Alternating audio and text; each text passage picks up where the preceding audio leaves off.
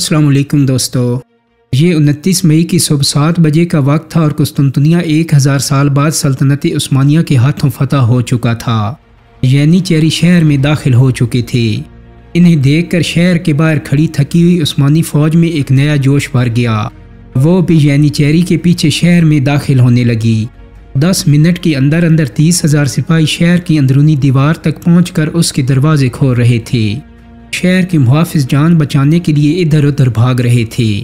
700 साल का इंतज़ार ख़त्म हो चुका था और मुसलमान कुस्तुनतुनिया फतह कर चुके थे।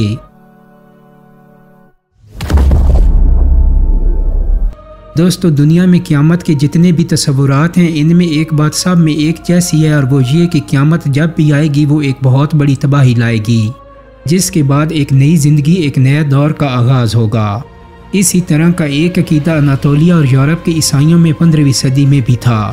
वो ये कि अगर कुस्तुनतुनिया फतह हो गया, यानी कुस्तुनतुनिया ईसाइयों से छिन गया, तो उस दिन क़यामत आएगी या क़यामत का आगाज़ होगा। इसलिए 29 मई 1453 के दिन कुस्तुनतुनिया वालों ने यही समझा कि क़यामत आ गई है। कुस्तुनतुनिया तबाह हो रहा था और कुस्तुनतुनिया के बाहर अपने खेमे में बैठा सुल्तान मुंतज़िर था कि कब ये क़यामत के लम्हात रुकें और वो शहर में अमन व अमान का हुक्म देकर एक नए अहद का आगाज़ कर सके, क्योंकि उसकी नज़रें इस तबाही के पार कुस्तुनतुनिया को इस्तांबुल के नाम से फिर दुनिया का एक अजीमुशान शहर बनता देख रही थी। शहर के सैकड़ों लोग हैगा सोफिया की तरफ भागे, उसी हैगा सोफिया की तरफ जिसका उन्होंने अभी कुछ हफ्ते पहले ईस्टर संडे तक बाइकाट कर रखा था। अब इसी हैगा सोफिया की तरफ हज़ारों लोग पनाह के लिए भाग रहे थे। शहर में सैकड़ों साल से एक कहानी मशहूर थी कि जब दुश्मन शहर में दाखिल होकर कुस्तुनतीन के सतून तक आ पहुंचेगा तो उस वक्त एक फरिश्ता नमूदार होगा जिसके हाथ में तलवार होगी और उसे देखकर शहर के मुहाफ़िज़ों की हिम्मत बढ़ जाएगी और वो फिर से फातिहीन का मुकाबला करेंगे और उन्हें शहर से निकाल देंगे। कहानी के मुताबिक चूँकि फरिश्ता ने हैगा सोफिया में नमूदार होना था, इसलिए हैगा सोफिया में सैकड़ों पादरी, मर्द, औरतें और बच्चे जमा हो चुके थे और मोमबत्तियाँ जलाकर किसी मुअजिज़े की दुआ मांग रहे थे। लेकिन मुअजिज़े से पहले कुछ और हो गया। मुअजिज़ा तो नहीं, अलबत्ता एक धमाका हो गया। वो यूं कि अचानक चर्च के मरकज़ी दरवाजे पर जो शहंशाह के गुजरने के लिए मखसूस था, एक खौफनाक आवाज़ गूंजी। शायद कुछ ईसाई ये समझे हों कि मदद को फरिश्ते आ पहुँचे हैं, लेकिन ये किसी फरिश्ते की आमद नहीं बल्कि सुल्तान की सबसे बेहतरीन फोर्स यानी येनिचेरी के चर्च में दाखिले का ऐलान था। येनिचेरी ने मोटे दरवाजे को कुल्हाड़ों के वार करके तोड़ दिया और अब वो चर्च के अंदर दाखिल हो चुके थे। हैगा सोफिया पर हमले के बाद तो हम परस्त यूनानियों में एक और कहानी भी बहुत मशहूर हुई। वो कहानी ये थी कि जब येनिचेरी ने हैगा सोफिया पर हमला किया तो पादरी सारी सलीबें उठाकर एक दीवार के पास आए। वो दीवार दरमियान से खुल गई, एक रास्ता पैदा हो गया और यहाँ से ये लोग अंदर चले गए। दीवार फिर बराबर हो गई। यूनानियों ने ये अकीदा बना लिया कि ये पादरी आज भी इस दीवार की दूसरी तरफ कहीं जिंदा सलामत है। जिस रोज़ कोई ईसाई बादशाह फिर से कुस्तुनतुनिया को फतह करके हैगा सोफिया को दोबारा गिरजाघर बना लेगा तो उस रोज़ दीवार फिर से खुलेगी और इसके पार मौजूद पादरी वापस हकीकी दुनिया में आ जाएंगे। हैरत अंगेज़ तौर पर शहर अभी तक मुकम्मल फतह नहीं हुआ था। शहर के कुछ हिस्सों में ईसाई जंगजू आखिरी सांस तक लड़ने का तहिया किए हुए थे। ये लोग जीत तो सकते नहीं थे, लिहाजा मौत जल्द या बदेर उनका मुकद्दर तो थी ही। लेकिन ऐसे में सुल्तान मोहम्मद फातिह ने जंग ख़त्म करने के लिए उन्हें हथियार फेंकने के बदले अमान देने का वादा किया। उन्होंने हथियार फेंक दिए और सुल्तान ने यह वादा पूरा भी किया और उन्हें वापस जाती हुई उस्मानी फ़ौज के किसी धड़े ने नुकसान नहीं पहुँचाया। ये लोग शहर से निकले और अतालवी जहाज़ों में बैठकर यूरोप चले गए। अब शहर वाक़या फ़तह हो चुका था, रईस मुज़ामत भी ख़त्म हो चुकी थी। पूरे शहर पर मुसलमानों का उस्मानी तुर्कों का कंट्रोल था, लेकिन 4 लोग ऐसे थे जिनकी तलाश सुल्तान मोहम्मद फातिह के लिए उस वक्त सबसे अहम थी।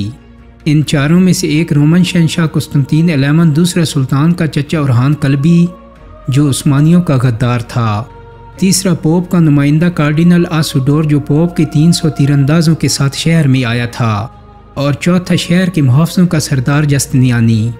इन 4 की तलाश जारी थी कि सुल्तान के पास एक कटा हुआ सर लाया गया, जिसके मुतल्लिक कुछ कैदियों ने तस्दीक की कि ये सर कुस्तुनतीन एलेमन यानी शहंशाह कुस्तुनतुनिया का ही है।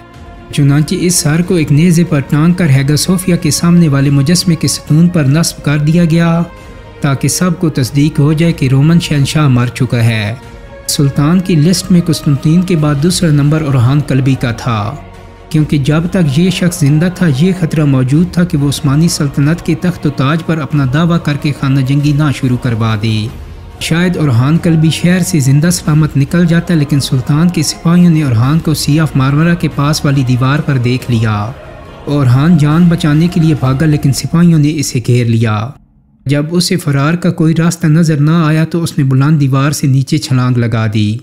सिपाही जब उसके करीब पहुंचे तो वो मर चुका था। तुर्क सिपाही उसका भी सर काट कर सुल्तान के पास ले गए और यूं ये दूसरा दुश्मन भी मारा गया। तीसरा दुश्मन था कार्डिनल आसुडोर। ये गिरफ्तारी के खौफ से इतना परेशान हुआ कि उसने अपने कीमती कपड़े उतार कर एक लाश को पहना दिए और लाश के फटे पुराने खून आलूदा कपड़े पहनकर बंदरगाह के रास्ते पर हो लिया। लेकिन रास्ते में उसे सिपाहियों ने रोक लिया। मगर मसला ये था कि तुर्क सिपाही उसे शक्ल से नहीं पहचानते थे और सिपाहियों ने रहम खाकर उसे छोड़ दिया। यूं आसिडोर कार्डिनेल भी शहर के बाहर खड़े एक अतालवी जहाज तक पहुंचने में कामयाब हो गया और वहां से फरार हो गया। इस तरह ये तीसरा दुश्मन जान बचा कर निकल गया। सुल्तान का चौथा दुश्मन जंगजू सरदार जस्टिनियानी था। ये वही जस्टिनियानी था जो शहंशाह कुस्तुनतीन अलैमन के बाद कुस्तुनतुनिया के मुहाफ़िज़ों की सबसे बड़ी उम्मीद था। ये बहुत बहादुरी से लड़ा था और उस्मानी फ़ौज भी इसकी तारीफ़ करती थी। जस्टिनियानी शहर पर उस्मानियों का कब्ज़ा होने से पहले आखिरी लड़ाई में ज़ख्मी हो चुका था और इसके साथ ही इसे उठाकर इसी बहरी जहाज़ में ले गए थे जिस पर वो जिनेवा से यहाँ पहुँचा था। जब उस्मानी फ़ौज शहर में दाखिल हो गई तो जस्टिनियानी इसी बहरी जहाज़ में ज़ख्मी पड़ा था। उसके साथी उस्मानियों से लड़ाई में मारे जा चुके थे, लेकिन उसके बचे खुचे साथी फौरी तौर पर अपने जहाज़ में पहुंचे और जहाज़ को बंदरगाह से दूर ले गए। यूं जस्टिनियानी जिंदा उस्मानी सिपाहियों के हाथ तो नहीं आया, लेकिन जंग में वो इतना ज़ख्मी हो चुका था कि ज़्यादा देर जिंदा भी नहीं रहा और 1 जून 1453 को वो भी मर गया। उसके साथी उसकी लाश यूनान ले गए और उसे यूनानी जजीरे चियास पर दफन कर दिया गया। यूं सुल्तान को 4 इंतहाई मतलूब लोगों में से 3 मारे गए और सिर्फ एक बचकर निकलने में कामयाब हुआ। अब शहर फतह हो चुका था, सुल्तान के दुश्मन मारे जा चुके थे या भाग चुके थे। 21 साल का नौजवान उस्मानी सुल्तान सुल्तान मोहम्मद फातिह अब सबसे ज़्यादा चाहे जाने वाले शहर का मालिक बन चुका था। वो शहर फतह हो चुका था जिसका इंतज़ार मुसलमान 7 सदियों से कर रहे थे और जिसकी बशारत पैगम्बर इस्लाम हज़रत मोहम्मद सल्लल्लाहु अलैहि वसल्लम ने दी थी।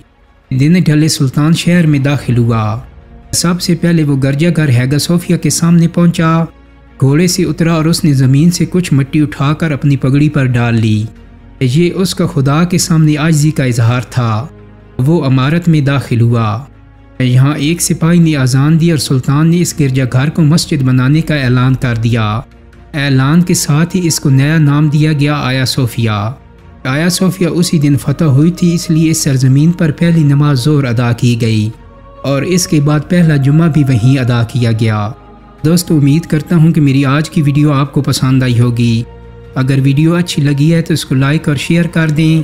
मेरे चैनल को सब्सक्राइब करने के साथ साथ बेल आइकन को भी क्लिक कर दें ताकि आपको मेरी आने वाली मज़ीद वीडियोज़ के नोटिफिकेशन मिलते रहें। बहुत जल्द ही एक नई वीडियो के साथ मुलाकात होगी। अपना बहुत सारा ख्याल रखिएगा। अल्लाह हाफिज़।